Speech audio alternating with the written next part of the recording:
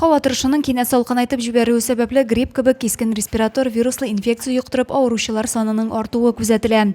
Бүгенге көндә Зәй районында грипп диагнозы куелмаган. Тик шулай да авырудан сакланырга киңәш итә белгечләр. Ә инде грипп белән авыру башлыйсыз икән, кичекмәстән табибка мөрәҗәгать итәргә кирәк. После инкубационного периода появляются выраженные головные боли, выраженная лихорадка, то есть так называемый инфекционно-токсический синдром. Вот. Голова сильно болит у людей, мышцы болят, суставы болят, и появляется также сухой кашель. Авыру көчәеп китмәс өчен вакцина ясату мөһим. Районда барлыгы 16591 кешегә гриппка каршы прививка ясалган. Бу планлаштырылганның 65% дигән сүз.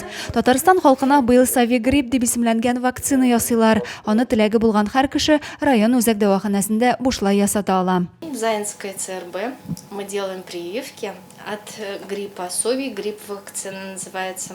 На 3-м этаже. В 307 кабинете. Гриппның киң таралу чорында профилактик чараларны куллану да уңай нәтиҗәләр бирәчәк ди табиблар. Кеше күп йөри торган урыннарга бармаска, барган очракта битлек кияргә, шәхси гигиенаны үтәргә, витаминнарга бай ризыклар кулланырга киңәш ителә. Адилә Бирханова, Дин Сипатов, Зәй хәбәрләре.